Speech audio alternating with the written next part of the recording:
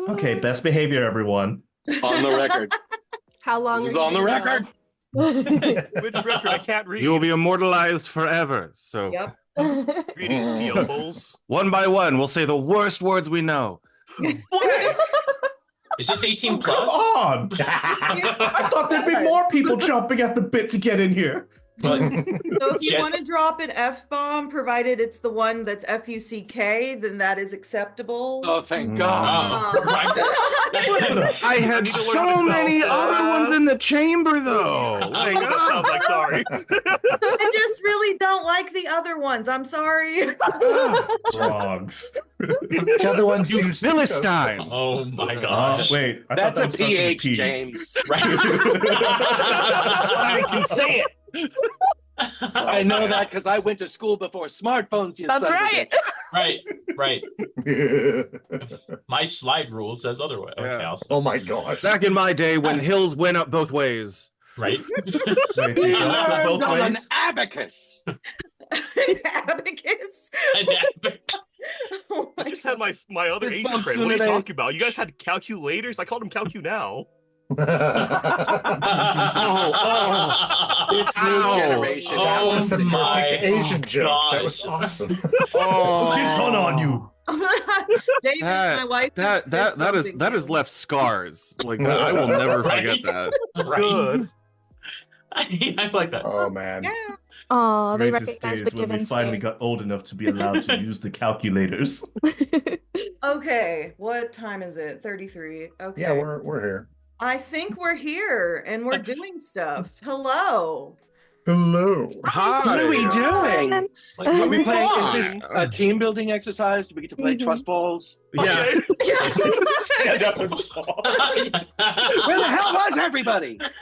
This Yes. is No, you care. online panel I've ever run, so bear with me. Which This bear? is my monster that Ooh. I decided to start, and this is all my fault. And I'm sorry. See, that's the danger of having good ideas. God, I will bear suck. with you. Bear with Peachy, you. honey, it's aspirational. That's what we respect. Yeah. Well, the way this works is you do a good job, they give you more work to do. I've been doing conventions for 2 decades now. Yeah, yeah. Oh my God. Ain't that the truth? Yeah. Mood. Alrighty, I'm gonna Involved try to in follow trust. my Oh my gosh. script and not take up all the time just anxiously laughing because I'm very nervous. I'm historically very bad at following script. Oh, I'm Yeah. yeah. As someone who has written for David, I can say. I bet you've never read one in your life. Well, let me More of see. a collection of bullet points, really. I And never does it get learned read to script. us. Just print. Oh. Okay, so welcome to So Where Are We At? An ADR Director and VA Roundtable discussing LGBTQ plus representation in English ADR and voice acting. Yay. Could not come up with a title shorter than that, so. Acronyms? Well, you forgot In Another World. Oh, Oh. Our smartphones. We're doing isekai for this bitch? Wow. Okay, who's got the truck? Isekai, I swear to God. Isekai. I think Zoom is kind of the closest you can get in the real world to isekai. Probably. You know, Honestly? that was surprisingly deep. We're kind of like right now in the Tron world. That's what isekai was when I was a kid. Tron. Oh, right. Wait, does that mean we're all God Jeff now? Bridges? Yes! Oh, God, no. This is going to be a great hour and a half. Yeah. Holy shit. Surely you have a plan. I'm more a demigod. Okay, self intros. I'm You're Peachy. welcome. Y'all know me. Your Hello. church bell. Ah. Making jokes about like what are we gonna do as intros, and I'm like, I'm Peachy. I'm the Church of BL. I'm the one that the guests talk to for the most part. Fair enough. Stop. Kira, do you want to do an intro real quick? Sure. I'm Kira. I'm Citrus Con Chair. I do a lot of the administrative stuff and I host panels and I'm just here. Kira, are you currently in the Citrus Con chair? Is that it? Yes, this is it. Yes. Okay, Oh, good. very nice. I'm in the Just for downstairs clarity. of her house. Oh, Everything I okay. ever Oh, yes, wanted. If I Peachie yell really downstairs. loud, So, it so might there is pick a up on the physical mic. location that we could go to if we wanted to attend CitrusCon. Everyone Yes, to it's Citrus. my Let's home. go! Come So have the a Church of coffee. BL is in the I see basement. your snowball, Kira. Good. See your, Yeah. I see your Oh, snowball. coffee. Yeah. There you go. Ooh. Oh man. Oh, I made Perfect. skate coffee. There's no Adam, which is a shame, but it's okay. I forgive you. That's my Aw. favorite Aw. skate art ever. It's so cute. Nice. Well, Completely unacceptable. Well, hi, Kira. Celebratory brew. Welcome aboard. Welcome aboard. So, who are our friends? What's going on here? I have an order in which I'm going to introduce said friends, and then they can introduce themselves. It's clearly Peachie's order of preference. Yeah. Mhm. Yeah. Oh, You're okay. going to be listed now in the We have been What a pressure. ranked. extent to which Peachie likes you. Be back in 10 then. That's I'm going at the definitely bottom. what I did. I totally didn't just, wing it. I didn't just throw stuff He'd together. rather play That looks favorites than good, and walk everyone away. know you wing it. Anyway, in order of how much I like you, we have first up is our ADR friends from Ascendant Animation. Would you like to introduce yourself and what Ascendant does real quick for the people who don't know? I'll do that. Yay! Okay, so hi, I'm Steve Forkin-Nunez. Gay pronouns or whatever you want to call me. I'm the CEO of Ascendant Animation. That's a thing, Oh, I right? see. He, him, woof. I don't know. Anyway, We're getting furry rep in here now? why not? Why not? So I'm the CEO of Ascendant Animation, a straight friendly company. There you go. I am so supported.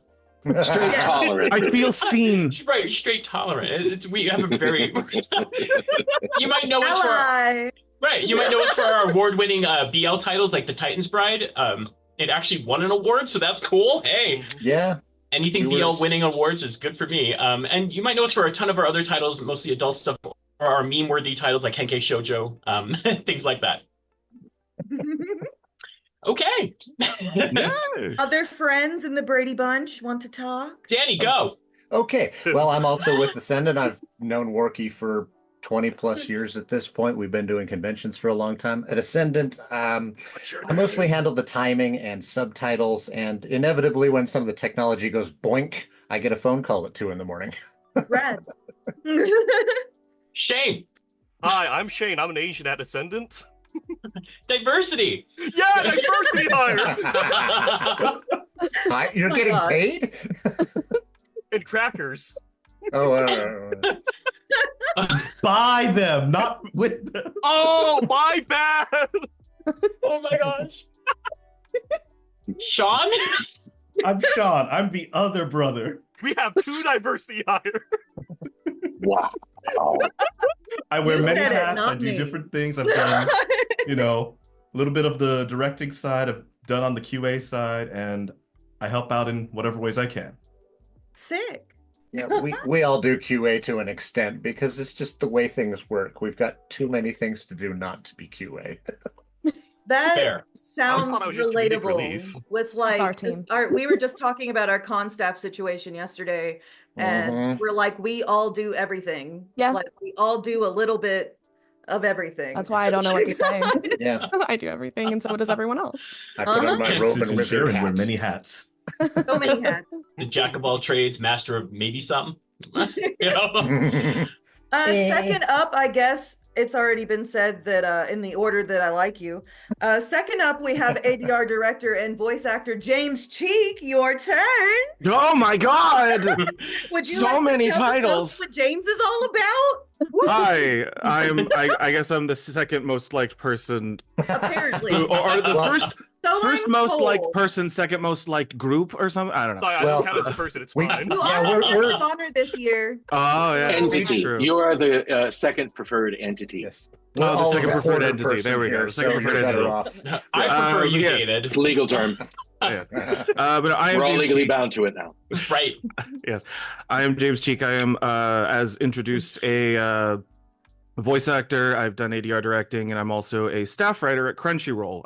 Currently Hey. working on the very relevant series Twilight Out of Focus for this season.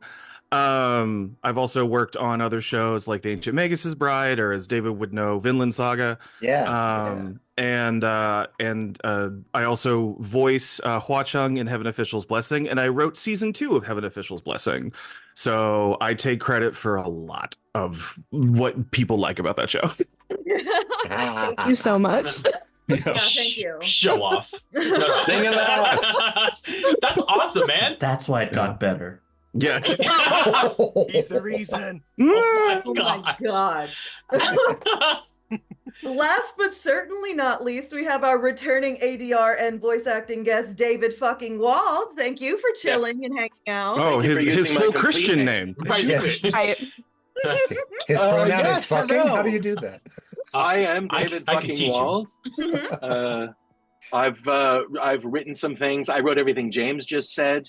Right. Hell, man! Wow. I didn't even see your fingers moving.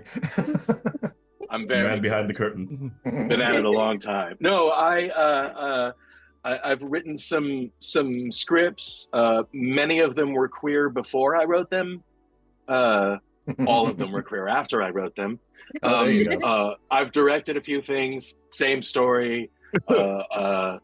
I've specialized in queer content. I think if specialized is a term that could be applied. So like I directed and also wrote or co-wrote most of these titles. Love Stage, Kitarizume My Hero, Bloom Into You, a couple of Cutie Honey titles, Nice.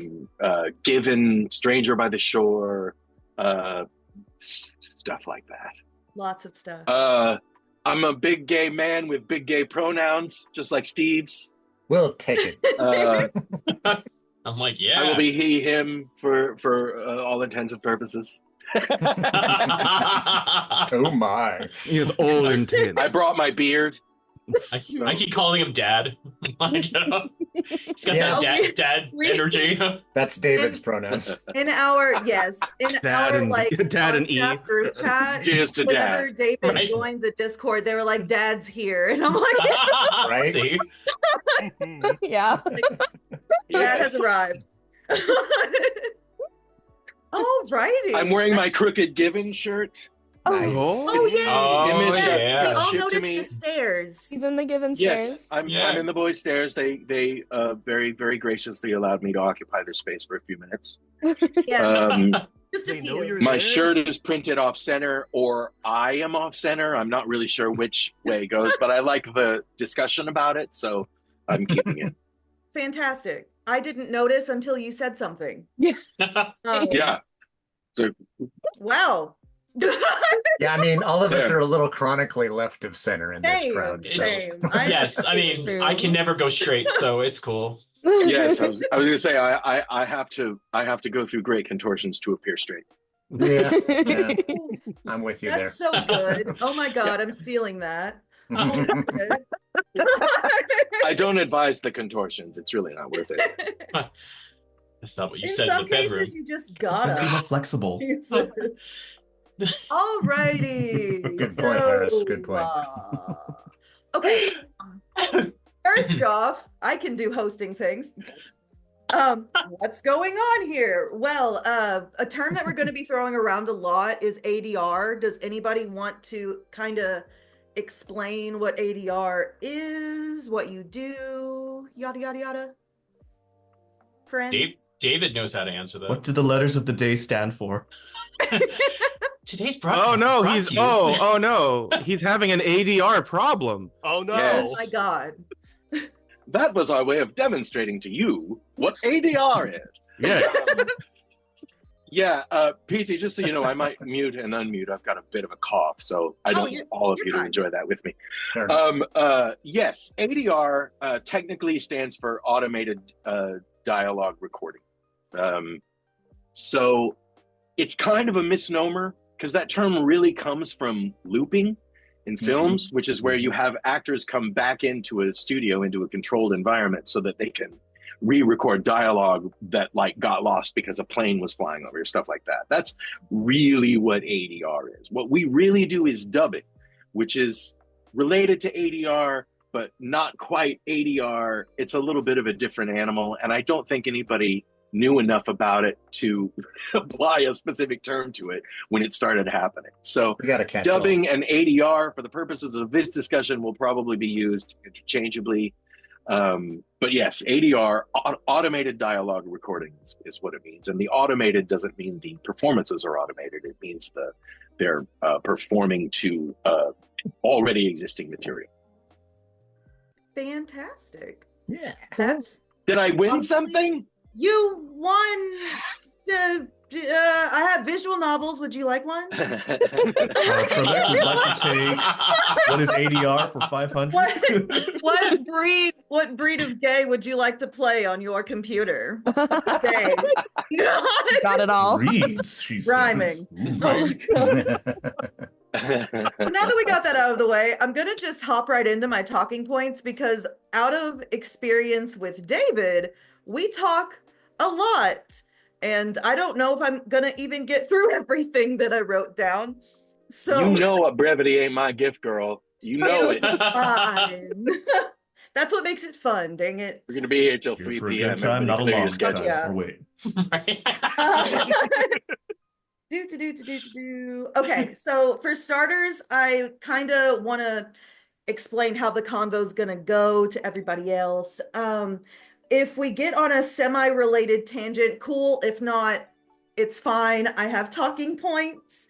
And most of them are from our CitrusCon volunteers who helped me come up with different things to ask you guys to start All right. conversation.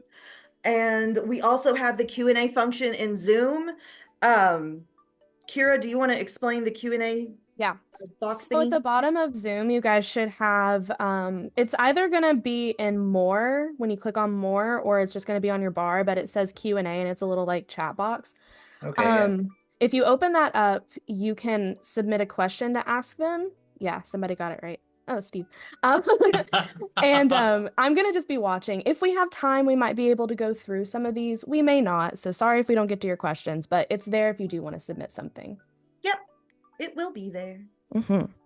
Okay, to start us off, I feel like English ADR has come a long way since the first English language BL dubs in particular of like the early 2000s, or at least the ones that I'm familiar with.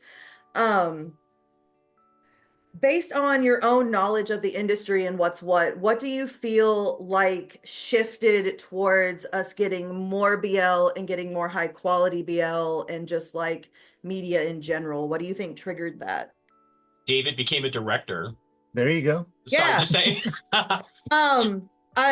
The elephant in the room, basically. Okay, there we go. Yeah, no, it's money. I think that's probably the biggest thing, is that, you know, people realize that they can make money off of it now. You know, especially you know, in Southeast Asia, BL is a massive moneymaker. And I've had sort of like in passing conversations with people at Crunchy where there is some level of trying to do more BL content, and like, you know, if that's happening, it's because someone realized that, you know, they can make numbers go up if that's something that we do.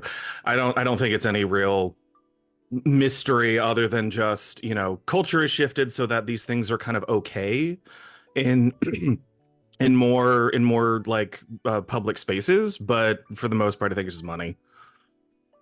Yeah, I think James is absolutely right. I mean, for a business to catch on to something like that, they have to see the profit in it. That's their job, right? Yeah. Much as we would have it otherwise. But you know, other things have happened along the way. You know, the cultural awareness of LGBTQ people has changed sort of globally to a certain extent. Some areas are moving faster than others in the recognitions of that populace. And Corona made a bunch of people gay, so right. I was straight right before this meeting. Yeah. Oh my God. I started feeling left out because so many people that I knew, like people I went to church with, were coming out as like genderqueer or bi or something, and I'm just like, what? I'm all alone. I'm just a dirty little cishet. What's going on? Yeah. So it's changed in our culture quite dramatically over the last couple of years. And it's changing in Japan too. It's just, we're a little more progressive in the West than they are about those things.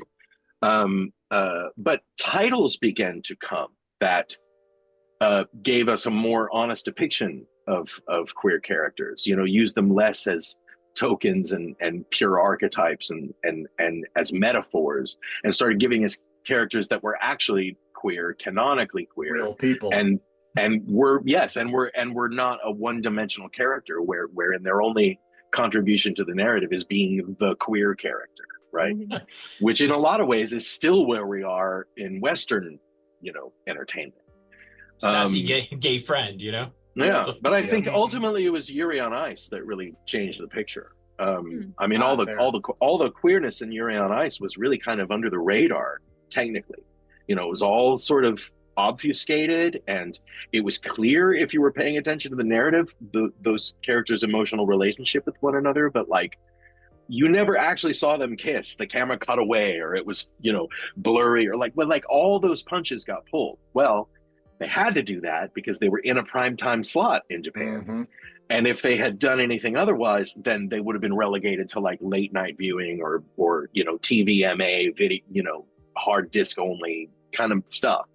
So, but the prevalence of that title and the public awareness of what was really going on with those characters, I think really made Japan see the potential profitability in doing shows like this.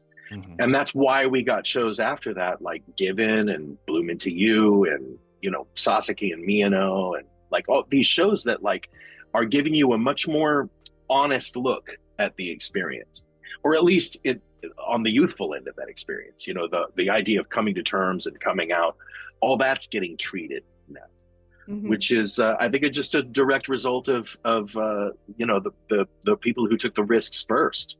Yeah. And I think Yuri on Ice is the most crystalline example of that happening. Yeah, I can see where you're coming from. And all we really needed was one title in a prime time slot to demonstrate that, yes, there is a starving audience out there that has been underserved up to this point. Yeah. And here we are. Yeah.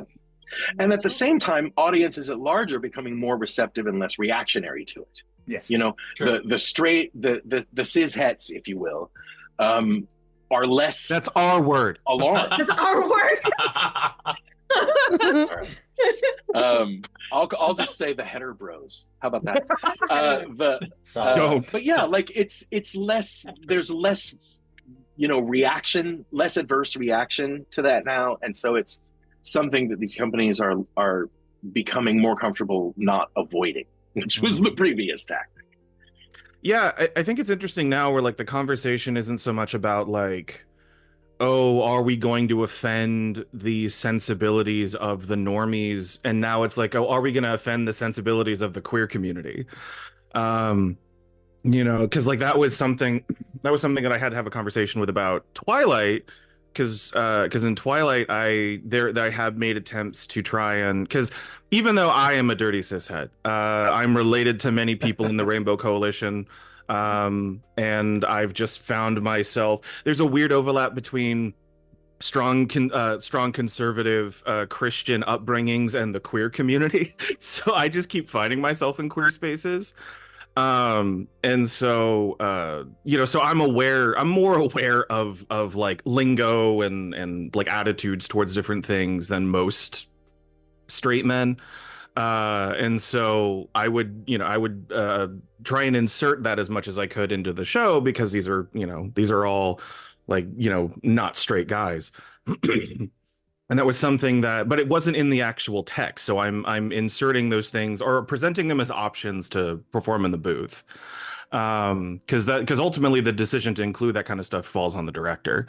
And a lot of them were getting picked, and it was just kind of like hey, could we just be a bit more mindful, because we don't know how people are going to react. And it wasn't necessarily about like offending the populace at large. It was like, I made a joke about bi-sitting, and they were just like, we don't know if like someone is gonna like how someone's gonna take that.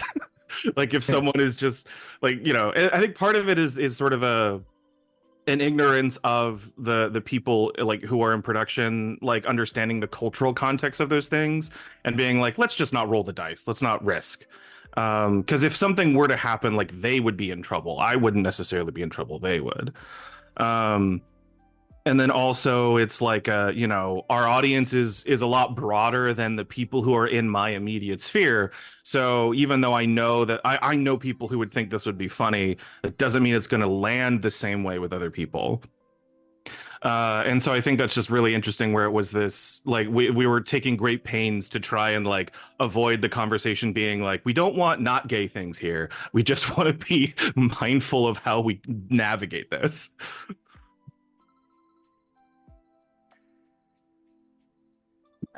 Did I unmute you, Steve? Yes, you totally did. Thank you. I like accidentally pressed the button. I was like, oops. Yeah, I didn't realize we didn't have that power. Yeah, now that I know, thank you for the power. I gave all of you power to mute and unmute yourself now. So okay, thank you. Beauty. No problem now. Oh, Steve, it's Alt A, by the way. Yeah, Alt A. Alt A. Yeah, that's the mute keystroke. I don't understand either, but here we are. I was trying to press Control A, and it just didn't work. I'm not a controlling person. Anyway, so thank you for all your love, everyone. Piggybacking off of what James said, I just really appreciate that you work that fucking hard for us Right. to like have these things, because I've been watching Twilight Autofocus. I haven't started the dub yet because I'm that awful person that wants the whole thing so I can binge it. Oh, yeah. Fair. So I have started it, and I'm very much a little bit of enjoying the subtitled version, and I'm, as someone who read the manga, I feel like the animated version of Twilight is really good. And given what you've done with Heaven Official's Blessing, I fully trust you. Well, it's more like I'm finally using it, but it's like I took an underwater basket weaving class in college, and now I have to weave baskets underwater. Like, it's just, this is useless information for me in my everyday life. And now I'm like, oh, I can do this. Like, I had, like, we have LGBTQ writers on staff at Crunchyroll, and you know, and they were, and all of them were just like, yeah, you're the guy who should have done this. Like, like you're the guy. Like, I was making reference to all these weird things. We actually last year, I need to watch it. Last year at Crunchyroll for Pride, there was they did a trivia thing where, you know, it was just a bunch of, you know, like gay history and trivia, and I got and I won. And I kept yelling at people, being like, don't let the straight win. You guys have to know things. Oh my gosh. And so I got like a shirt that's just like an LGBT, like a pride shirt that they had, but it was just this like, oh God, I know the most in the office. Yay. Congratulations. Thank you. Yeah. Here's your rainbow medal, sir. Here's your rainbow medal. Oh my God. Let that freak flag fly. Yeah, absolutely. Here we are. Honestly, that sounds like something a straight person would gift somebody. Yeah. You get the rainbow medal. Yeah. Anyway, no offense. my resident hetero. Yeah. The token. The token. You said it. I did not. God. It's because I can. Yes. My next question is from CJ. They ask, I'm curious on how you find VAs for voice acting that are voices that are intentionally gender ambiguous characters. There's probably newer series to pull from, but one that they wanted to reference is Krona from Soul Eater. Their design is gender ambiguous, and depending on some of the translations, they swap pronouns from he and she and they often. So I'm guessing what they mean is like essentially what you think of when you're casting someone who's kind of gender ambiguous. Well, for my part, that I'd say it really is entirely situational. It's going to depend really highly on the nature of that character, and whether or not the fact that they're sort of gender ambiguous is an essential element. You know, it's difficult to quantify, really, but it's all about the role, and it's all about the actor. right?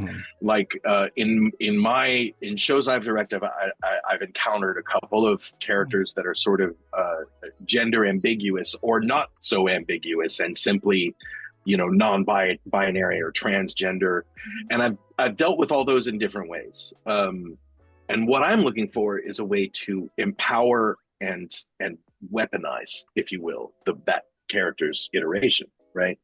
So, like in Stranger by the Shore, there was a small role of a person who was sort of the door person at a gay bar. It was a drag bar, and that was like the animation would have led you to believe that was probably a drag queen, but I decided that's really an expected solution. So I cast Kieran Strange in that role and gave it, I mean, it's never mentioned, but I gave it a hint of like, this is a person who has transitioned or is transitioning, and it's not quite just a man in drag. There's something else going on there, and that registers sonically when you hear it coming from Kieran's lovely mouth. So like, that's one way to deal with it. And what I thought that did was sort of elevate that character and give that character an unexpected bent. You know what I mean? And then you've got, you know, on the other side, you've got Greg Ayres as Izumi in Love Stage. And Izumi isn't exactly gender ambiguous, but he sort of needs to read that way for this element of the character to work. Like, you know, it was an earlier anime. It was an earlier BL anime. And so there's like sort of the trap situation going on in there. Izumi starts the show basically in a dress against his will. Someone falls in love with him because he thinks he's a girl and then finds out he's a boy and continues to be in love with him. Now, these are all very old tropes. But what I liked about Love Stage was that it sort of turned those tropes on their heads and took a direct look at those. So in Greg's case, you know, Greg is capable of sounding like a very young, bright person who could probably, if you're not paying very close attention, the pitch of his voice could register to you on a feminine scale. It doesn't need to be feminized. It just needs to be able to leak into that territory for the character to be believable. So Greg Ayres was, you know, was the choice for a role like that. And then different from that is I did a dub of Cutie Honey. And there's a character in that show whose name is Black Claw. And Black Claw is split down the middle, black and white, like the Star Trek aliens, one half male, one half female. That character is not canonically a trans character. That character is a metaphor for the two halves of humanity, the feminine half, the male half, right? The feminine sentiment, the male sentiment, kind of a yin and a yang. Again, represented by the black and white split in the character. We chose a trans person, Kaylee McKee, to voice that role because Kaylee turned in one of the very best auditions we got, but also because Kaylee, being a trans person, could encapsulate, appreciate, and connect with both halves of that character. So, you know, if a character is straight up a trans character, generally it's a good idea to go find you know, if they're trans mask, it's a good idea to find a trans mask actor to do it. We can do that now because more people who are trans are making it known. You know, the trans people, just like the queer people, you know, the other members of the queer community, we don't have to hide quite so much anymore. So we have access to those actors and we should use them when we can. But sometimes it's a default. And I think that the default in that casting practice is a mistake, because I think there can be other ways to empower and elevate that character and make it relatable to people who are, you know, able to relate. Right. Give them a bridge, you know? Yeah. And also, you know, like from the Crunchyroll side of things, like everything is happening at a sprint. You know, everyone's working on 2 different shows a season. Yep. We don't always have the resources available or the time to research things as thoroughly as we want. And so there are times where a character comes along and we're just like, and we're not sure. And so we just kind of make a guess, and sometimes we get it right. Like I worked on a show, Revenger, a couple of years ago, where there was a character who was canonically intersex. It's not explicitly stated, but there is there's some strong visual cues that this character's intersex, and like their whole backstory is very like, you know, is very fetishizing of that of the sort of intersex image, and it's supposed to be gross and uncomfortable. But Chris George was the director on that, and he cast Hayden, and Hayden did a fantastic job, and it was just like, oh, thank God, like someone who's gender not conforming is playing a gender non-conforming character. But we didn't have any confirmation of that until like episode like 5 or 6 of the show. And so it was this thing where, you know, we kind of avoided pronouns for a while, because they were also avoided in the script. And then we kind of got to a point where we were just like what do we do? You know, like this is like the trans rights episode. What do we do? And it was like on the website, they gave the character he, him pronouns. So that's what we went with. You know, but people are like mindful of this, but you know, there's only so much runway we have to make the best decisions sometimes. And it's a really difficult element of current dubbing practices. I ran into a very similar thing in Case Study of Vanitas, James. There was a character in that who, and this character was dubbed by Marissa Lenti, and it was Vanitas, the you know, the elder Vanitas, the name, you know, the title role. Everybody thinks the title role is younger Vanitas, but no, Vanitas elder is the case they're studying. Come on. Anyway, so we had Marissa do that role, and it was clear to me from first laying eyes on that role that there was something sort of gender ambiguous, you know, about that. But you know, the decisions had been made. The writer had given pronouns to that character, and then we learned that there really were no pronouns for that character, so we kind of had to double back and make some adjustments. That's one thing that's really different about dubbing now in general is the whole simuldub model. You know, something originated by Funimation at the time, and that was on, I think, Space Dandy. But like that was years ago, and that creates a very difficult scenario on the creative end of dubbing, because what we used to do as a director was you were able to watch the whole show and know what was coming. And you can't rely on manga to follow these shows, because there is no guarantee that they're going to follow the manga, or that things that are in the manga are going to be in the anime, or that things that are in the anime were in the manga. So it's like, you can't rely on that. And sometimes if you do rely on that, you'll find yourself in a trap. So it used to be that we all, you know, we were able to watch the whole show, know what was coming, know what the trajectories of these characters were going to be. And now it's harder to do that because often we don't know. Sometimes, I mean, Skate the Infinity didn't have a manga. We had no idea what was coming in that show. So the default position, particularly when you're busy, you got a lot of things on your desk, is to just sort of soften and generalize things until you can be sure of what they are. I think that works to our detriment nowadays, but I'm old school, you know what I mean? I think we're a bit betrayed by the simuldub model in the sense that we can't really carefully weave the story because we have no idea what's happening next, generally. So it makes it more difficult, but and sometimes you have to make quick decisions, and they may be the wrong ones, and you may have to go back and adjust them. There's a lot of challenge in creating this material. You know, whether it's a queer themed dub or not, any dub nowadays, it's just harder to render under that model, because if you lose specificity, you know, if as the writer or as the director, you lose that specificity, you don't know the trajectory of the narrative or the characters involved in it, all you can do is generalize. And that tends to pull some of the juice out. You know what I mean? Yeah. Yeah. No, I totally get that. Yeah. We actually, to the point that you were talking about with Vanitas, we had something similar in Link Click season 2, where it was a whole, like cat and mouse noir story. It was absolutely fantastic. And there was a set of characters, siblings, and like one of them was established early on as being mute. And so, you know, and then all of a sudden that same character comes back older and can speak, but there's sort of like a raspy affect to their voice. And so it's like, oh, okay, I guess at some point maybe they learned something. But I know enough about noir tropes that I joked in a production meeting. I was like, yeah, this is probably her brother in drag, you know? And then that's what happened.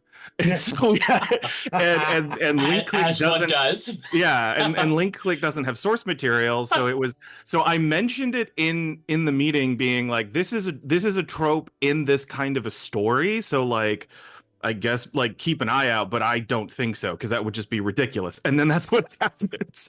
And so we're just like, okay, then called it.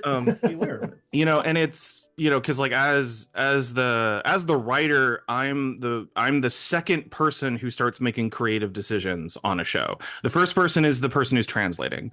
You know, like the translators are they are making creative decisions in different contexts because they're writing subtitles and all these other things, but they are doing creative interpretations of the Japanese, and then I'm jumping off of that and, you know, continuing more.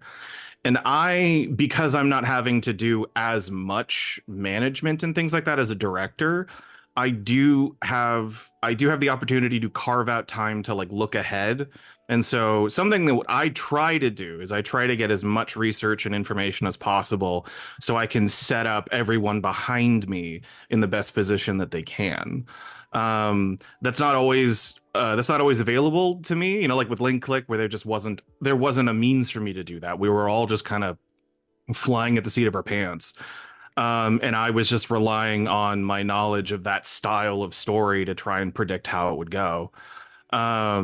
You know, but there are times where, like in the Ancient Magus' Bride, like that was something that I had been reading on my own for years, and that show had a history of staying very close to the manga. So I went into the first production meeting being like, okay, cool. So here's everyone who's going to come back. Here's how the trajectory of this is going to go. Blah blah blah blah blah blah.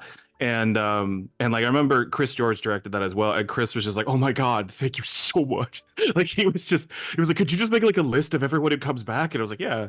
And it was pretty much everyone from season 1. But nice, you know, it does create a unique kind of problem where like everyone wants to do that, like the desire to do the best job is there, but not everybody has the real estate to devote to doing that kind of stuff. And so, you know, when I can, I try to fill the spaces as best I can in those areas so that the end product is the best it can be. Mm-hmm. I actually think that this really goes well into the next question so this is from Westy, one of our volunteers. Westy's in the chat. Hi, Westy.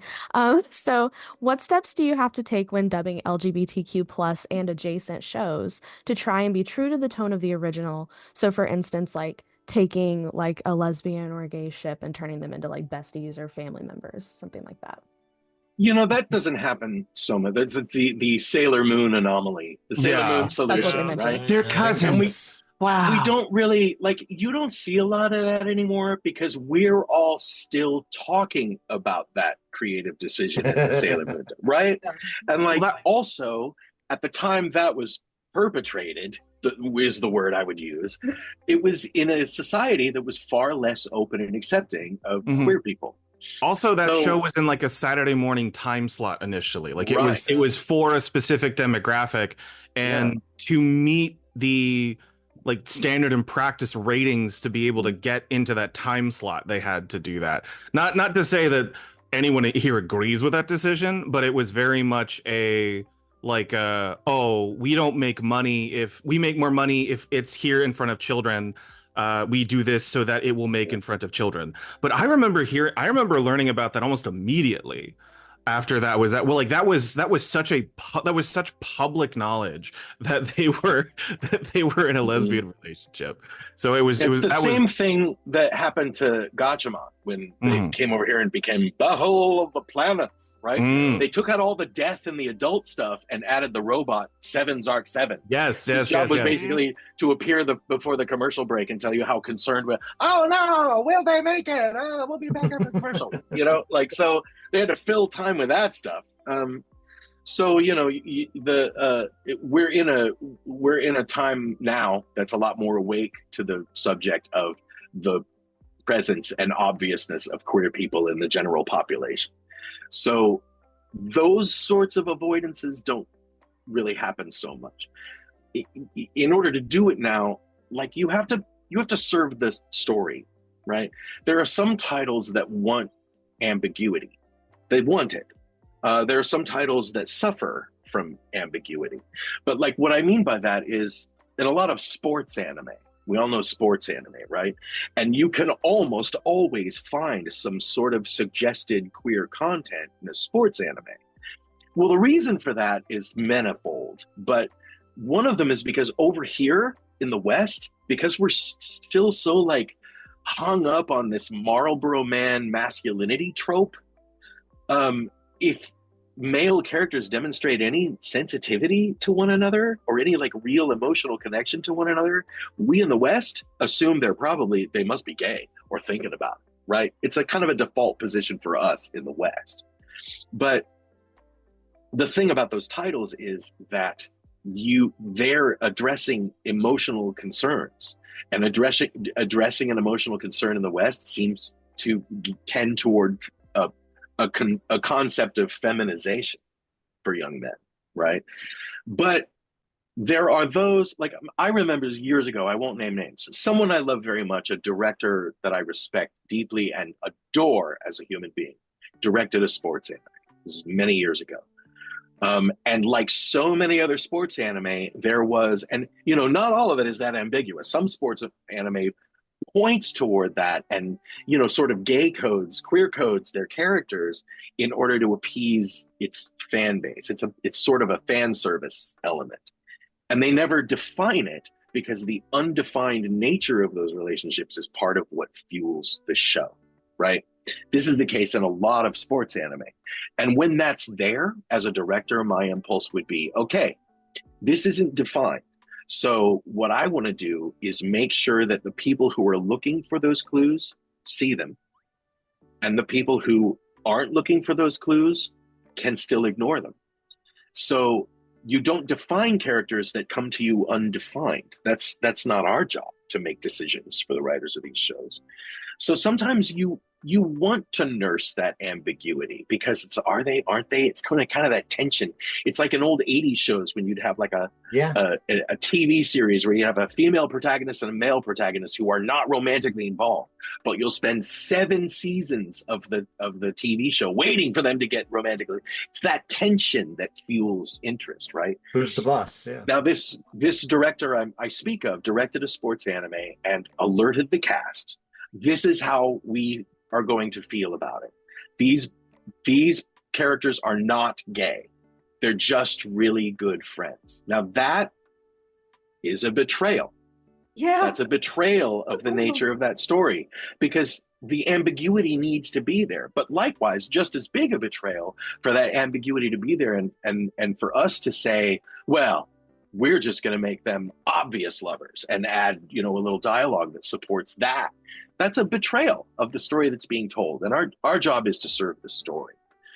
So sometimes making a decision about that can be your downfall, you know. And sometimes because modern audiences, particularly modern Western audiences, are less satisfied by ambiguity, more triggered by what we call queer coding, which is one of the things that's happening there. Like we want to sort of rebel against that. And so sometimes when it's really obvious, like when the nature of those characters, and I'm thinking here about Skate the Infinity, right? When the nature of those character relationships are so heavily coded, the only thing you can do is take it over that precipice and admit it and embrace it. And sometimes that's what serves the story, you know? So it's a moral, ethical decision. Every time it comes up, it's a decision that has to be made by the people working on that show. And this is why my belief is, you know, currently in the state of queer-centric anime. And by the way, I'm just going to say, I use the word queer a lot. I grew up in the 80s. That was a word we reclaimed. I know it's triggering to some people. I try to say LGBTQ when I can, but you know. I didn't realize it was triggering for people. I thought that was like the accepted plural of everybody. Yeah, not everybody wants to Yeah. recite the alphabet backwards. Right. It depends on who you ask. I know one person in particular who I won't name has said, I'm right here. No, You're right there. No, has said that they associate queer as still as a slur because they were bullied with it. So like, I certainly like, at the same time, they're also like, I understand that other people have reclaimed it, so I'm not going to be offended if you say it. Okay. Yeah. You know, So I was history of the word queer. But yeah, that's a thing. And sometimes we have to serve that element of the story if we're going to be true to it. And people are more open to that now. So to obfuscate it in a really obvious way is only going to alienate your audience. Even the people who aren't members of the LGBTQ community are going to see that and go, well, we're smarter than that. I mean, you know, there's an evolution in there. Back in the 90s, we thought in the West, when the military introduced the don't ask, don't tell policy, many of us felt that was a win, right? It was like we had moved past, like, if you're gay, you can't be anywhere near the military. I mean, anybody who'd seen a porno in the 80s knew that wasn't true. But like, you know, those are historically accurate. Felt like we're finally being seen, right? But it was, you know, now we look back on it and we say that as just another way to couch and sanctify prejudice and just give it a new face and make it a little softer and maybe get a few more young men in the military. So sentiments change, and you know, sometimes when you're doing an older dub, you know, I mean, by the time I got to dub Love Stage, it had been out for a couple of years, and even in that time, sentiments had changed. So I was able to add language to those scripts, like you know, the other thing you used to never hear is words that directly addressed the you know, nature of queer existence. You didn't hear a character say, I am gay. You didn't hear a character say, are you going to come out to me? You didn't get terminology like that. And most of that it's not about the issue of queerness. In Japan, it's an issue of politeness. Like, the language and the culture itself tends away from specificity. Like, as it was explained to me once by a translator, said, like, if I were to come up to you and I really liked the shirt you were wearing, the equivalent in Japan, which is a language I do not speak, the equivalent in Japan would be basically to go, I like. If you were to say something like, I like your t-shirt so much, where did you get it? That would be considered invasive and rude, sort of culturally. Just the way the language is sort of formatted, right? So that avoidance of specificity, which is so inherent to Japanese culture and Japanese language, is something we can't really abide in the West, you know? So a lot of stuff feeds how those portrayals are evolving. I just did it. I did it. I talked for like 3 hours. No, you did great. Somebody else No, but that's... This is the point. You know, yeah. I love it. We like your voice. It's fine. Yeah, I learned It's you know, soothing. and to springboard off of what you're saying, you know, like in instances where there is that ambiguity and we don't have a resource to verify one way or another, like we kind of default to the translation because that's what's met all the approval markers, like that's what everybody has said yes to, so we know that'll work. Yeah. Like there's a character in The Ancient Magus's Bride who is gender non-conforming for very anime reasons.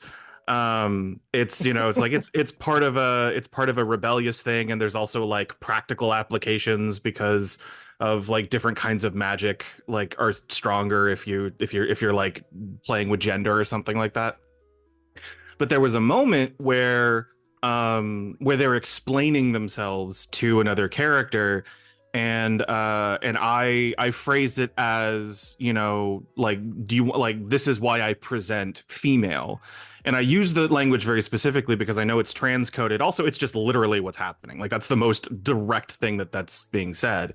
And I had a conversation with the with the director of that episode, and they were just like, I don't want to commit to something that ultimately this character isn't, because the characters of like the cross-dressing character in anime is very thing where it's like, I'm not trans, I just like wearing girls' clothes, you know.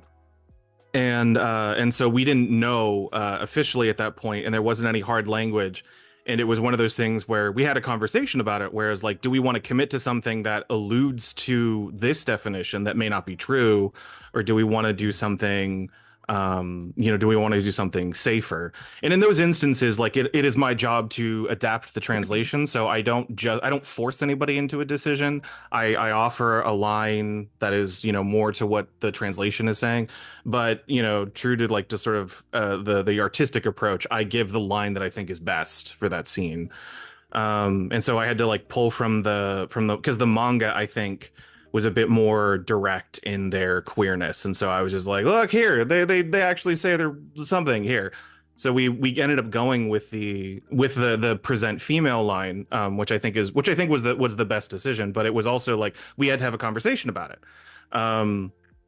We had to be like, are we going to commit to this? Is this going to, in a practical sense, is this going to lock us in a corner and make problems for us down the road? Because there was another thing in that show where we did make a change from the translation that did bump us into a corner, where in the manga, in that world there are different people who practice magic, and there are different names for them. So there's like witches, there's maguses, there's other things. We called this one particular group alchemists because that's what it is in the manga. But the word that they're saying in Japanese is mahotsukai, which normally translates to sorcerer. And it wasn't that big of a deal in season 1. And it was in line with the manga, so it was what the audience was kind of expecting, so it was fine. Come season 2, they start talking about alchemists. And we're like, uh-oh, what do we do? What if we meet an actual alchemist at some point? So we had to figure out a way to like write ourselves out of that corner, because we had already used this word for something else. And so sometimes it's just like practical reality of like, do we want to pigeonhole ourselves into something that'll cause us problems down the line? Or, do we want to make a decision that would be the most interesting? And, it's not, and like the most interesting decision shouldn't be the one that always wins, because it's not the one, because the most interesting decisions usually aren't the ones that serve getting the product done best. Mm-hmm. And ultimately we're trying to get the thing done. So, it is a conversation that you continue to have as each new project comes your way. Mm-hmm. I think also an important thing for that. And there was a little note that Steve put in about Ishida and Asakura. Do you want to kind of go into that a little bit? I was thinking about Miss Kinoshita, the teacher. The teacher was very. It was a female. We're like, okay, cool.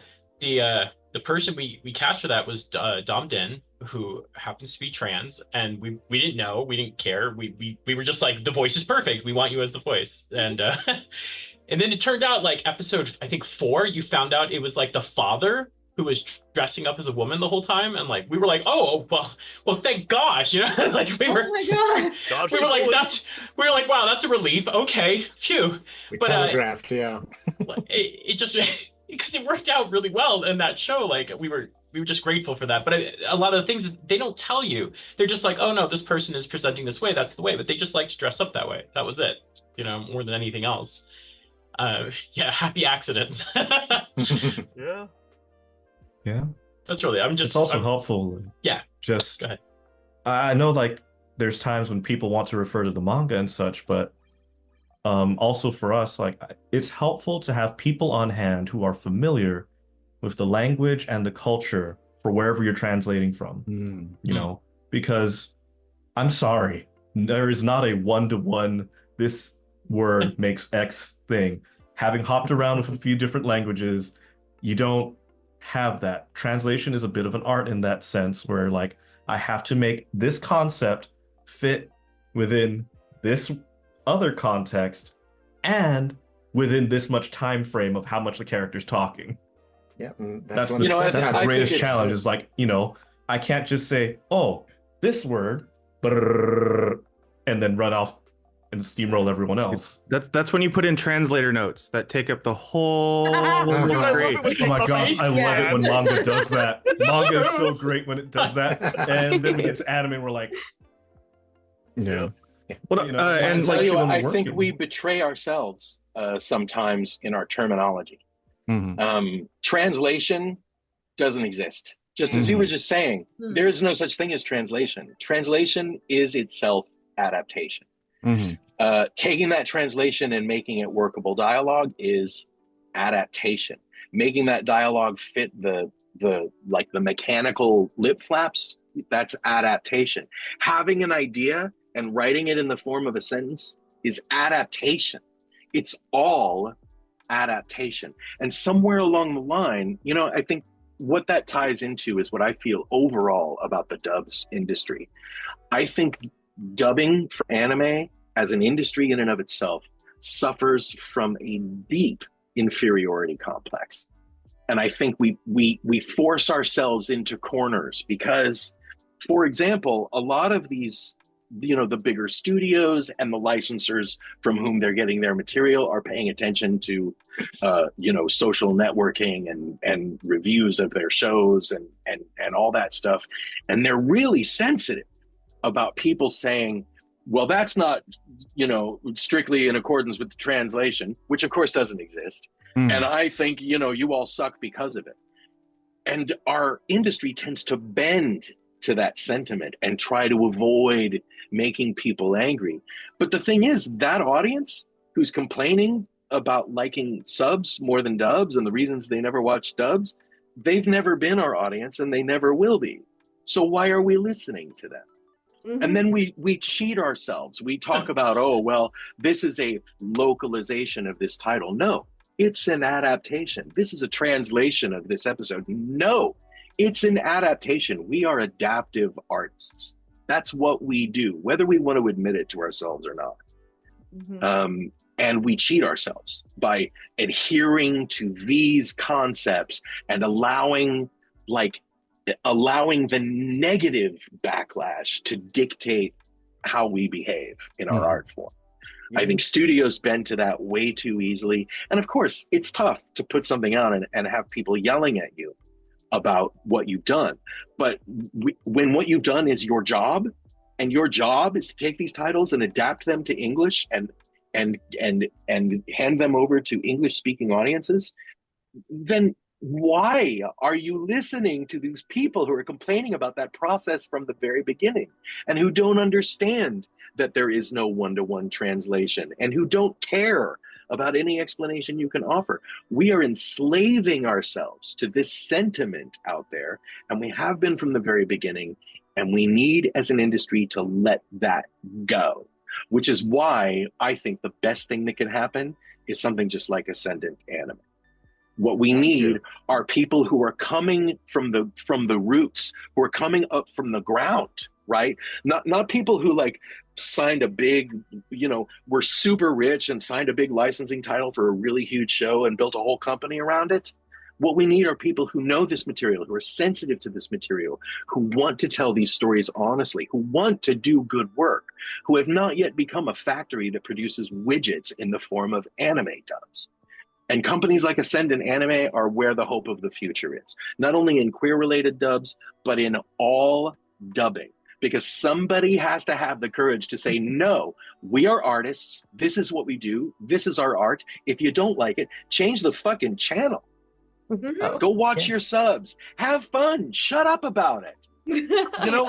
I like spinach. Other people don't like spinach. But why are they going to pour it on me like, you like spinach, you're stupid and bad and invaluable as a human being? Like, go play a video game or do something else. I wasn't sure where you were going with that, and then you went video game, and I was and also to springboard off of that too, there is a profound ignorance of what we do.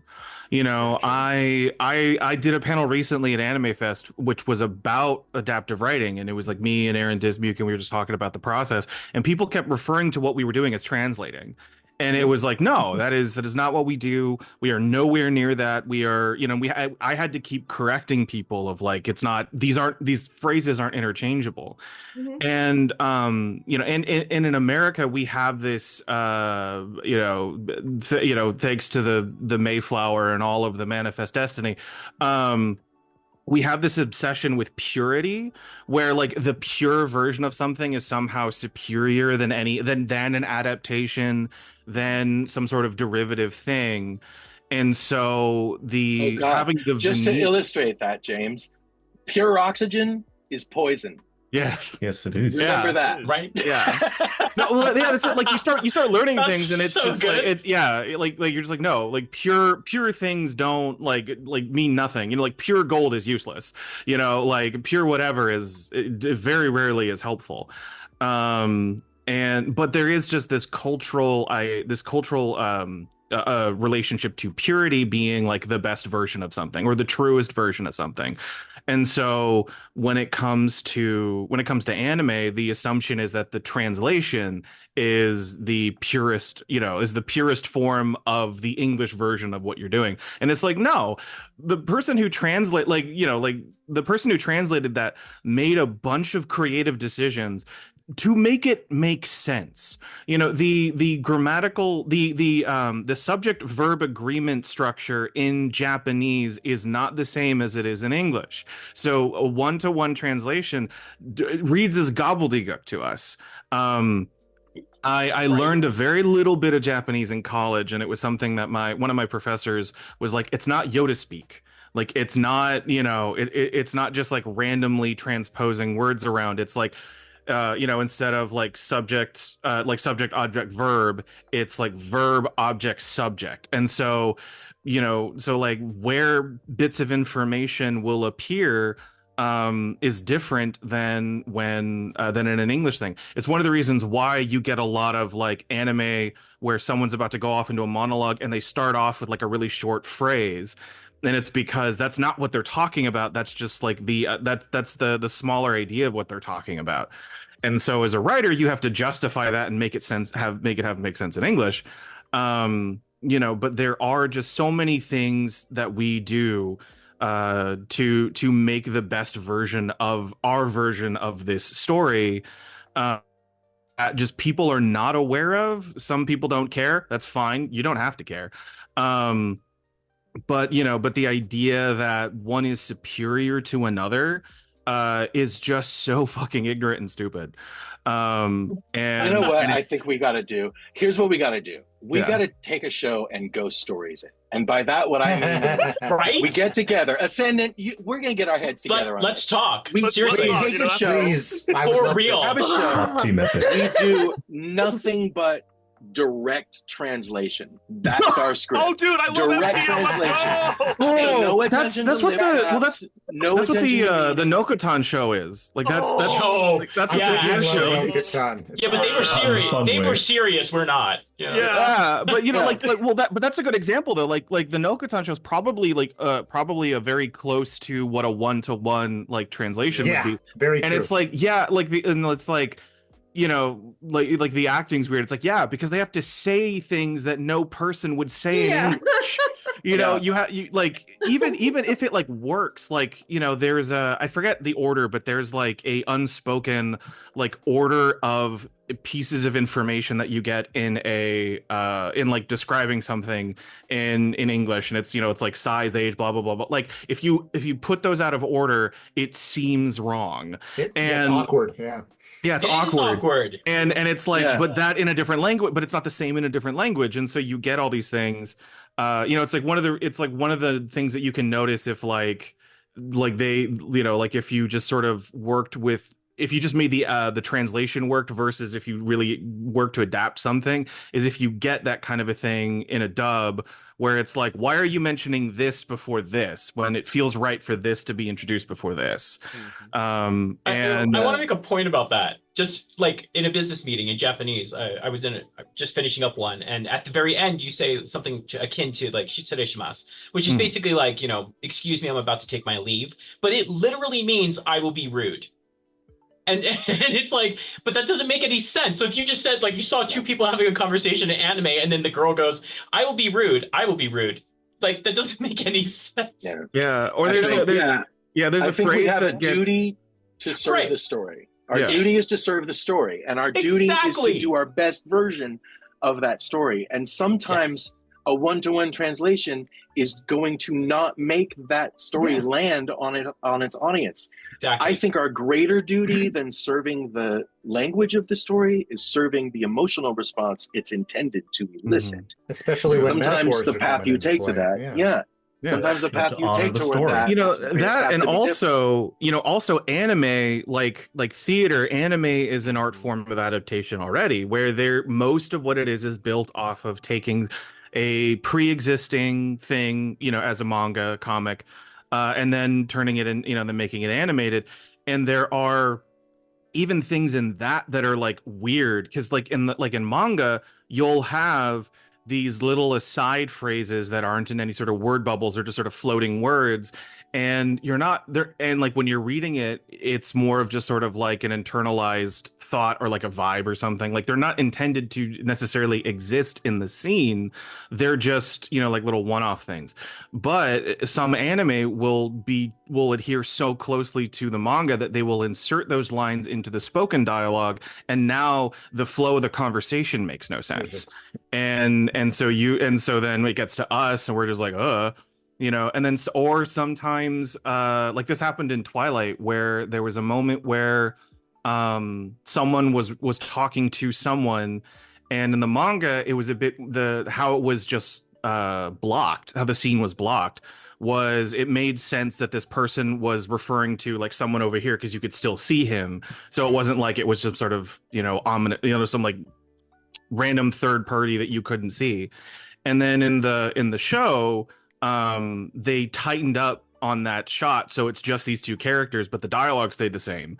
So they're like, oh yeah, other person who's not in the room, and it's like, you intellectually this other person's there, but if they're phrasing it this way, it makes no sense for it to be a one-on-one conversation. And so like just shifting like the like who they're referring to made more sense in that than just sticking to what was in the translation. And sometimes we have to like that kind of a change has to be explained, where it's like, I changed this because it doesn't make sense with how the animation is.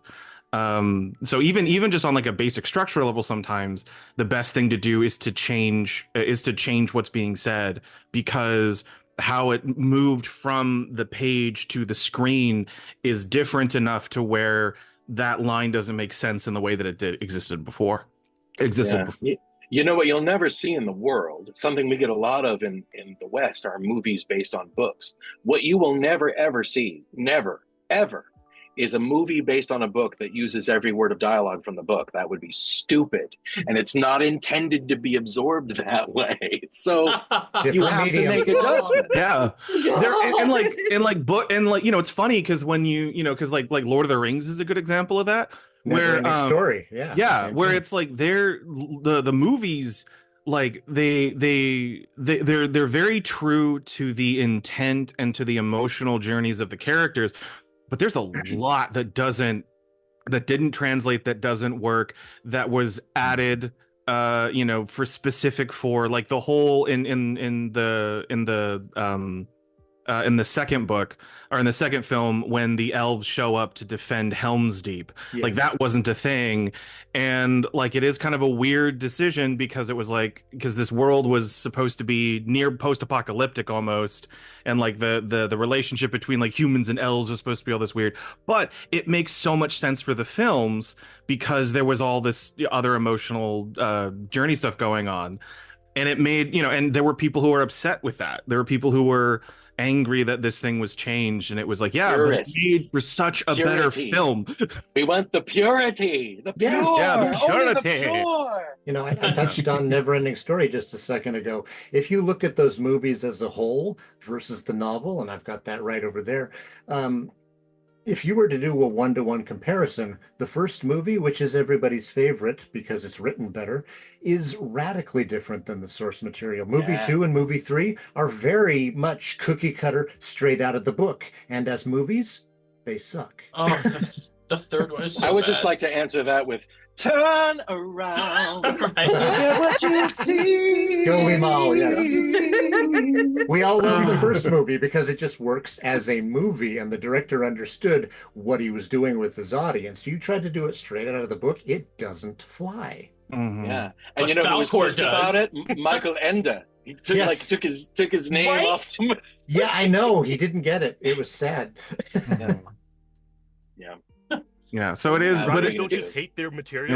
yeah. But then but then on the other end, of the spectrum, you get like, the Earthsea anime from Yep. and that is nothing like the books, and to the point where it's sad, because the Earthsea movie is a beautiful movie, and it's fine on its own, but the books are so wonderful. Ursula K. Le Guin is such a phenomenal writer, and Absolutely. they deserve to exist in multiple forms. And the fact that it's so different from the source material, it's just like, well, you just made your own movie. Like why did You're you making me license think this? of- This is nothing like the thing. I have a roommate right now who has discovered the new Interview with a Vampire series. Oh, Which I love. Now, bearing in mind, I am a gay man who grew up in the 70s and 80s when those books came out. And so as a gay man, at the time, we owned everything vampire related. It was ours, and we lent it to straight people as a service. And now everybody gets their sparkly vampires and whatever. But in those original books, it was all very Eurocentric. All the characters were white. Everything was extremely Euro. Like, I didn't realize at the time how Euro it was, because everything was Euro, including me. So but now watching that series now, they turn Louis into a Creole, which makes so much sense. Yeah. And it galvanizes that stories in ways even Nice. Anne Rice didn't anticipate. And I highly recommend it. And that is an example of an adaptation empowering and weaponizing a character. Because Louis was a very wishy-washy character, and he didn't feature in any of the books after the first one. It was hard to Like he maintain comes interest in and that out, but character. he's not the central character. Right. Yeah. But with that little turn, he's born like 100 years later as a Creole, not as some inheritor of a plantation in New Orleans. That whole character's struggle makes so much more sense. And I recently worked, this is some time ago now, but I was working with an indie creator on something I can't name yet, but he was looking to create a pilot for a show he was putting together. And he had a character in that show who was supposed to be, most of the characters in the title were non-human, we'll say. But this one that was supposed to sort of generally be a representative of all humans, sort of like the encapsulated human. And the character was written as a white girl. And I suggested to the writer, I said, listen, if you're going to make a character who's supposed to encapsulate all humans, perhaps this character should be of the global majority. And maybe she should be from the Middle East, the cradle of civilization. Maybe she should be something other than the little white girl we're all tired of hearing about. Something less reflective, maybe. Yes. He made that change, and it galvanized the entire idea. The entire idea behind the thing just got lifted up, got elevated. And I hope one day it's out and you guys see it and he finishes working on it, because it's a really interesting title. But it's like, and this comes back to another point I'd like to make about doing this specifically queer material in anime, is that, this doesn't work without our allies. We need allies just like James, people who comprehend what life is like outside of that, hetero weenie roast, and who are willing to open themselves up to those. Those are few. Those are precious and few. Those people in the cishet community, from my experience. Fair. But we also, right now, another thing, and I'm gonna give my business another little slap. But right now, we're just doing tokenism. We find a gay character or a character who may have some sort of gender ambiguity or something. We go find a trans act. It's all tokenism. We're just using tokenism. Now, on one hand, It's good for those actors to get the work. It's good for those characters to be, for those actors to be considered for those characters first, mostly because of a long history where we weren't. But it's tokenism. And you're putting all the burden of your representation on your actors, who are only as good as the lines they're given, only as good as the direction with which they're provided. So what needs to happen in this business is just like what's happening in Ascendant. You need queer people in control of those narratives. You need a queer person directing or writing or both, one or the other. And this is a point I've been making to the big studios ever since I started banging on their doors in 2014. And I was like, listen, I was speaking specifically to a studio that had, at the time, 0 directors of color, right? And I said, which of your staff directors would you trust to do an anime of Roots? Which one of them would you assign that to? And they're like, oh, well, we probably need to find one. Like, so why would you tweak queer material any different? If the person driving the boat understands the material, you don't have to rely on your actors to queer it up for you and legitimize it for you. You know, you have to give them the insight that those stories require. And so somewhere up the line, it doesn't have to be everybody, but like when we did Given, that was like the cast and crew of that show was like at least 90% all LGBTQ. And like, and Howard. It informed the story. It informed that story and it illuminated that story. And that was the only way that could have happened. If we just relied on direct translation from someone who maybe didn't have James's sensitivity to the issue, and most of them don't, then we wouldn't have gotten the dub we got.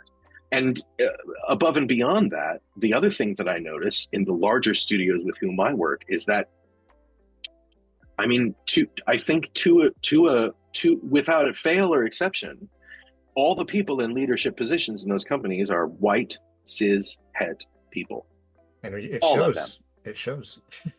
So when you have producers who only see the world from one vantage point, you can't illuminate another one for them. Like there's no way for them to understand the meaning of this material to the people who've lived through these experiences.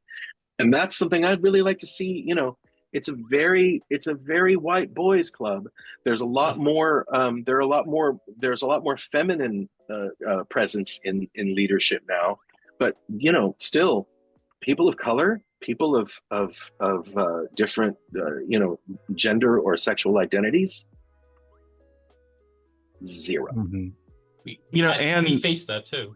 Yeah, and also speaking as as an ally who's because my allyship is born from a very, very specific life experience that most people in general have not experienced. I came out of a my father's doomsday prepper conspiratorial.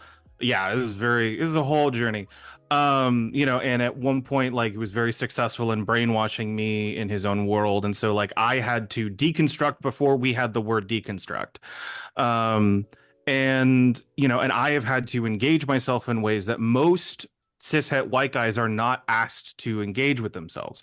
I've had to have conversations as myself where I was prompted because I was in such a weird position where I didn't fit well enough into the society at large.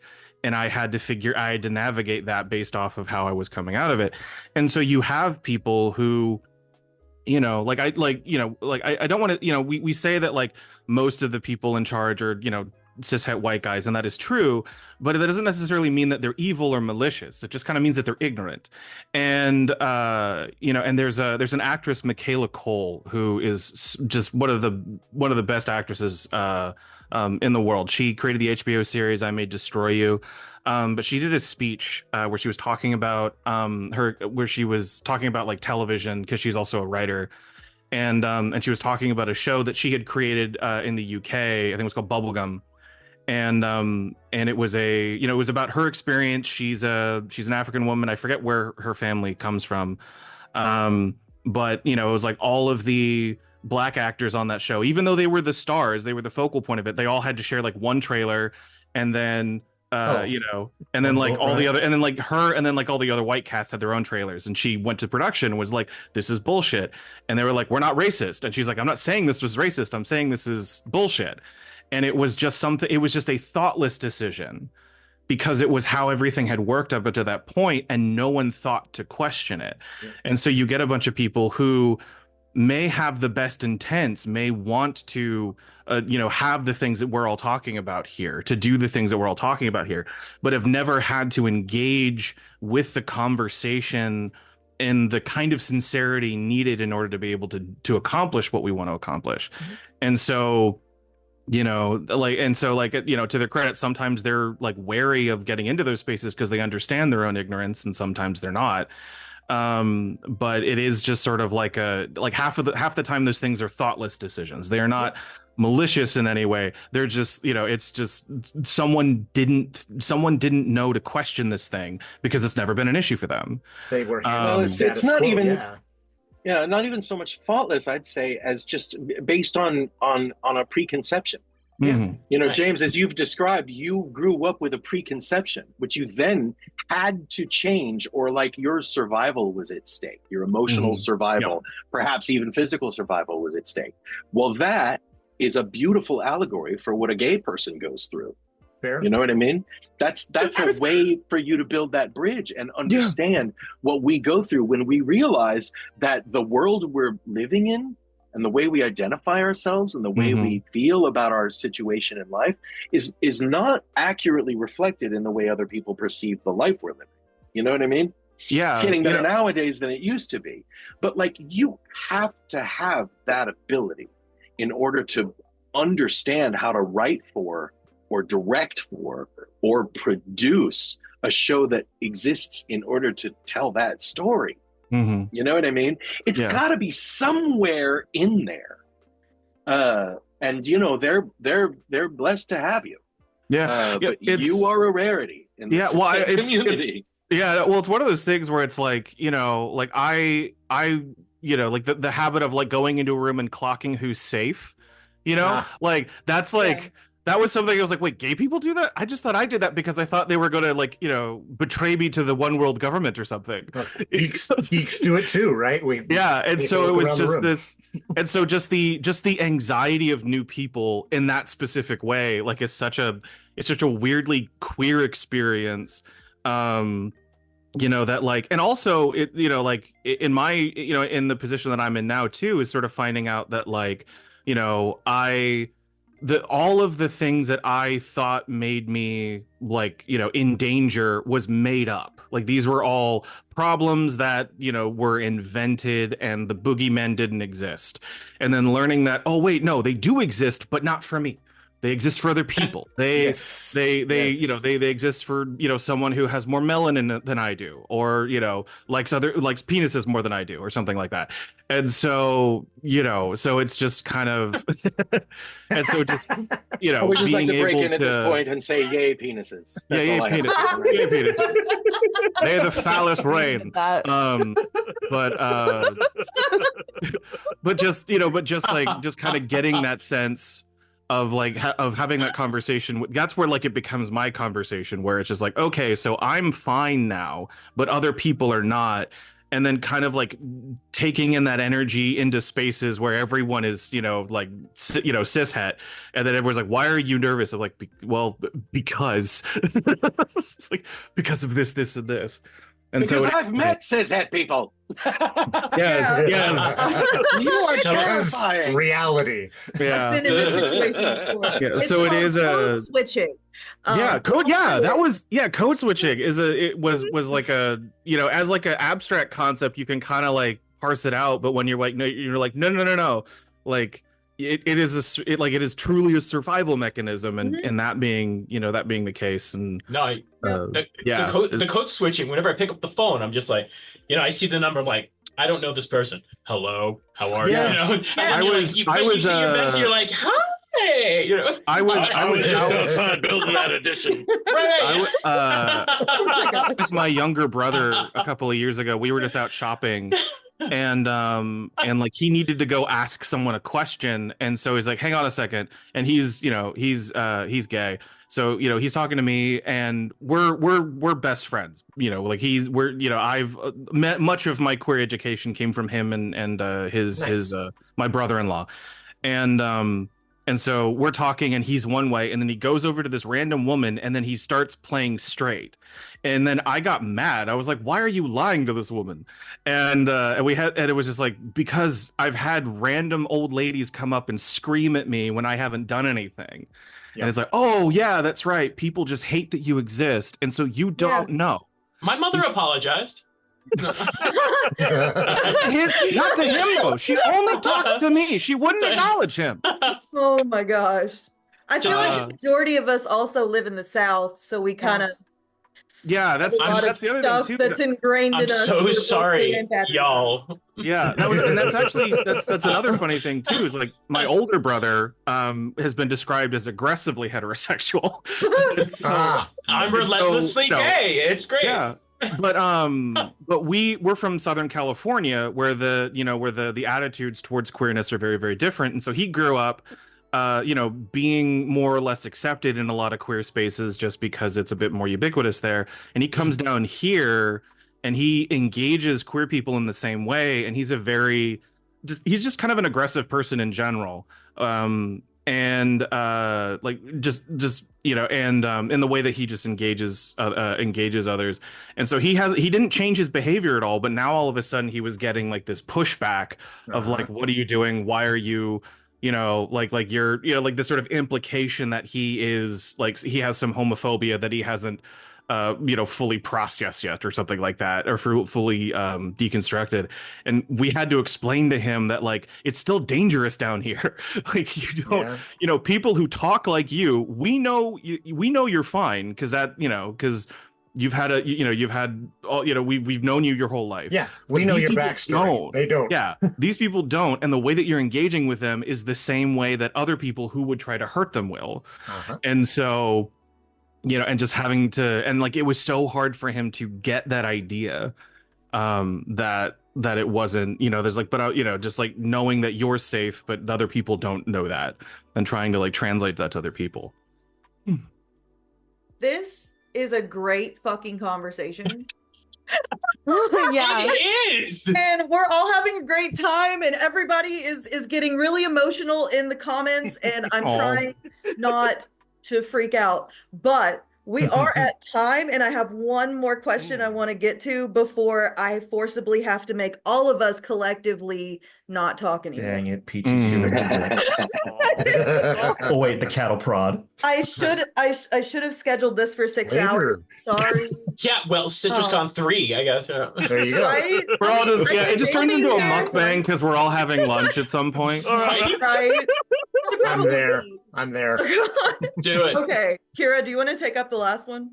Sure. Okay. So, Hi Soap, one of our volunteers, wants to leave us on this. So, what can we do as media consumers to encourage more English LGBTQ representation in anime?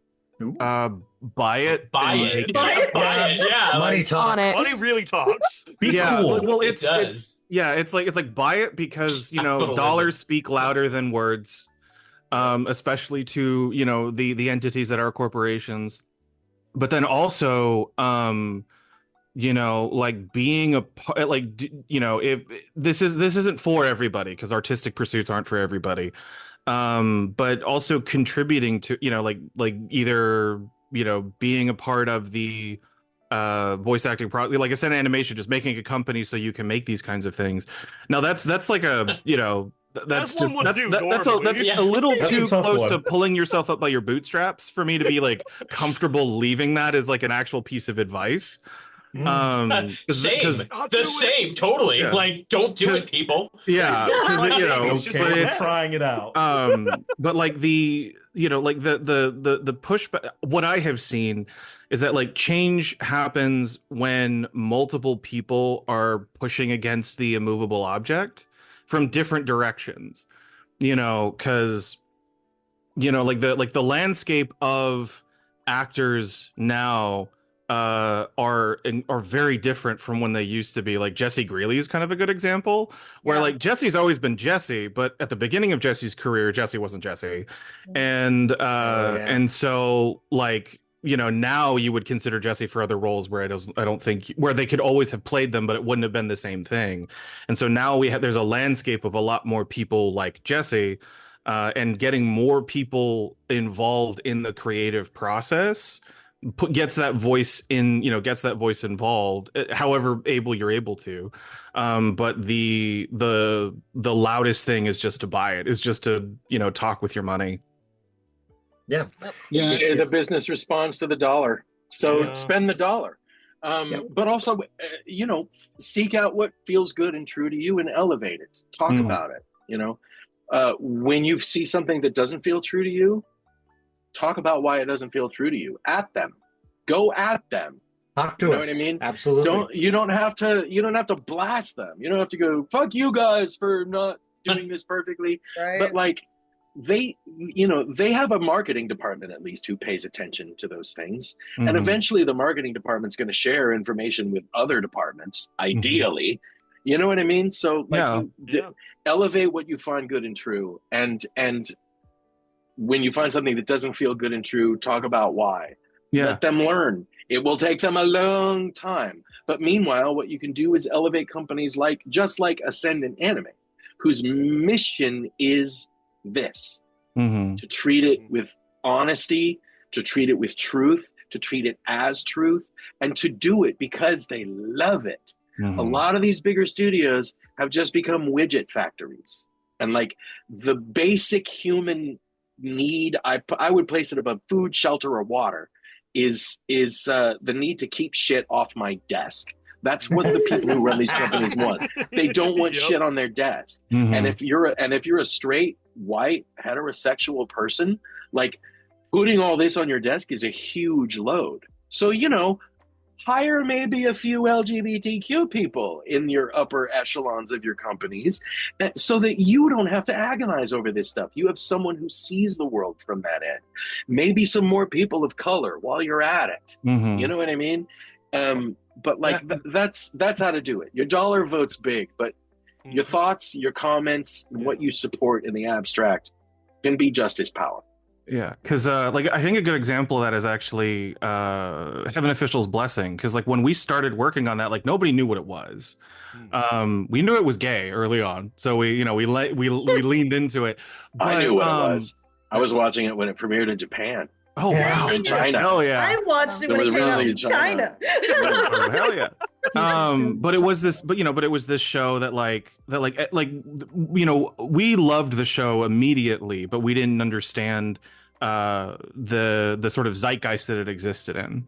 And then as time has gone on, it's like Heaven Official's Blessings fans are like furries. Every convention has one person in cosplay that is from that show. Every fucking convention has at least one person dressed up as Shalian.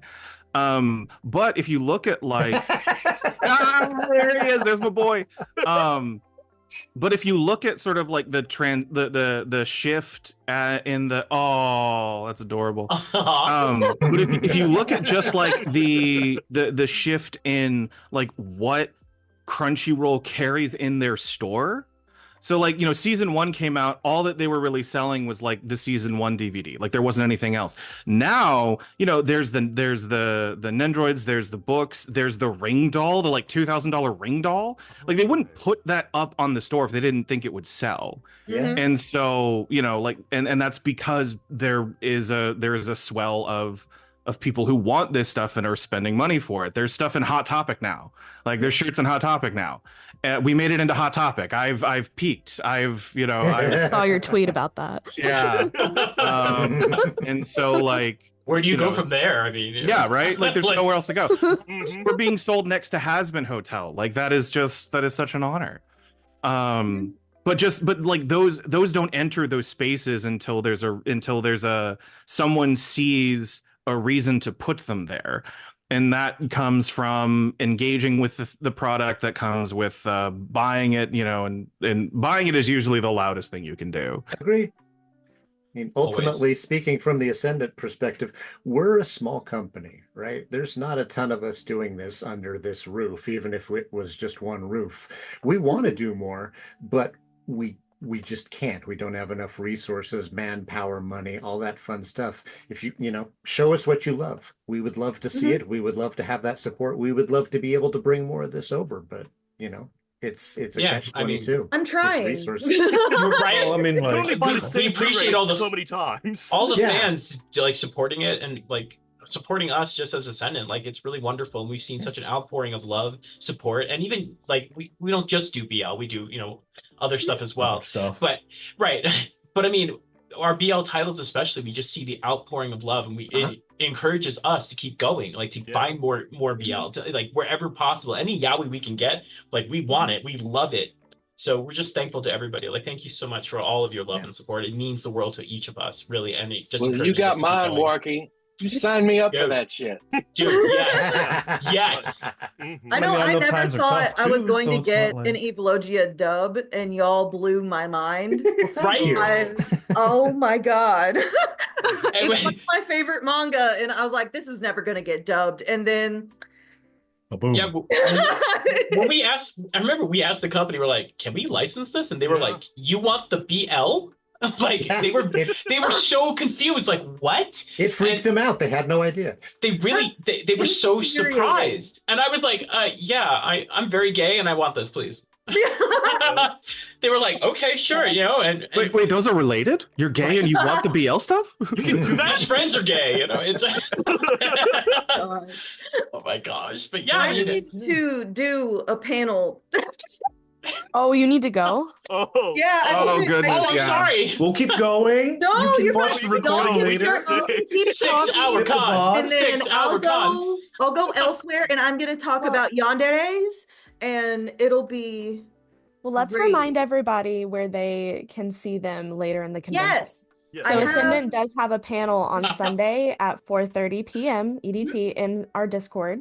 And then also James has a panel later today at 8 p.m. EDT in Zoom. So we will be here again. It'll be okay. We'll all be okay. And I will bless you all, darling. Coming next year too. Yeah, we're gonna bug all of you. I'll send him cookies or something. We'd love to be here. It's fun. My favorite bribe. Really enjoyed having you guys. This has been amazing. Yeah, no, this has been great. This was a great idea. And thank you for coming back, David. We're so happy. My pleasure, you darlings. I love you all. This is our first. Always a pleasure to share screen with you, David. Yes. This is our first virtual convention. Next year, same time, same place. Yeah, we'll be here. Say the word. We'll be here with bells on. Yes. I love you, David. So much love in the chat. Why did everyone get quiet when I said that? My computer will do a thing if I do this right. We know who's your favorite now, Warky. Great. We can go, Warky. We can leave you two. Have to leave you alone. We'll set you up a private chat, shall we? Oh my gosh. We'll be in touch. You know what I mean. We'll call. Whatever. Bye. Bye-bye, everybody. Sarah, thank you, everybody. See you, Good night, everybody.